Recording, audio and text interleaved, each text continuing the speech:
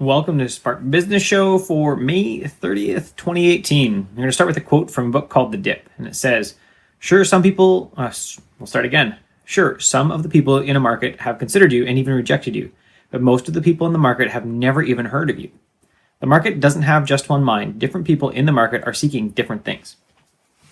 So people haven't heard of you because really you're a lame duck. You're saying things that are forgettable.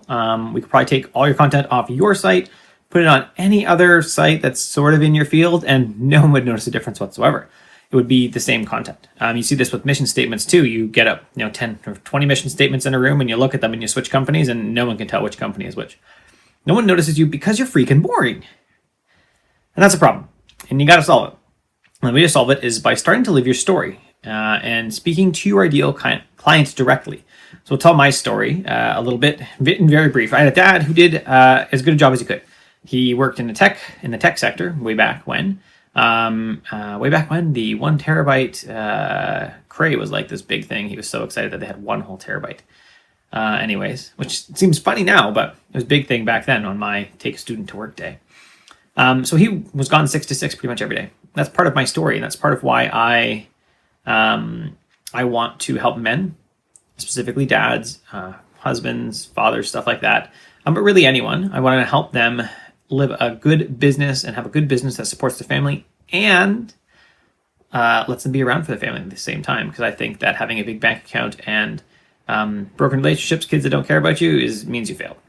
So you need to drop that clean marketing speak. You need to start being you for real, being really you. That's just why sometimes you see my kids in things, because that's just how life is sometimes around here. It is me, and if you don't like it, then you're not my client, so I'm not going to worry about it. And you need to start saying the things that maybe even offend some people. That is really you. I know 2 of the things that I ask myself when I deal with my clients, because if you're offending someone, they're not your ideal client anyways, but 2 of the things that I ask myself after a call with a client is, first, did I laugh with them? If I didn't laugh with them, if they didn't enjoy my jokes, if they're not into the way I speak, then they're not my ideal client, so don't worry about it. And second is, do they seem to trust me? Can I trust them? If there's any hint that trust isn't going to be high, then it's not my ideal client and I don't worry about it. They need to be able to trust me out of the gate, not be all worried about, well, what if you do this and what about this? And if the meeting is mostly a CYA, a cover your ass endeavor, then it's a waste of my time and I don't do it.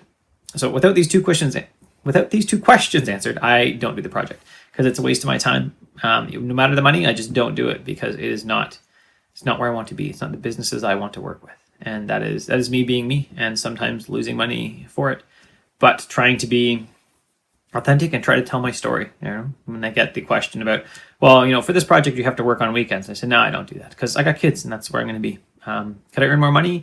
Sure. Have I missed an opportunity or 2? Well, maybe, probably. I've certainly lost some money over saying I don't launch at 5 o'clock on a Friday night or 10 o'clock or something like this. I don't launch overnight. That's not what I do. If you want me to launch overnight, then you better be in the time zone where launching overnight means I'm launching at 10 o'clock in the morning. That's how it works. So yeah, be you. Stop being bland. Tell your story.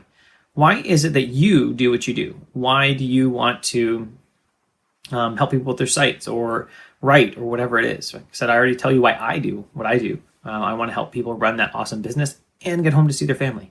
Be with their family an appropriate amount. Let them really be around for the kids. And that's why I do what I do. That's why I put out the videos. That's why I write all the blog posts. That's why I write books. That's why I do everything. So that I can do that as well, and so that I can help other people do it. Thanks for watching.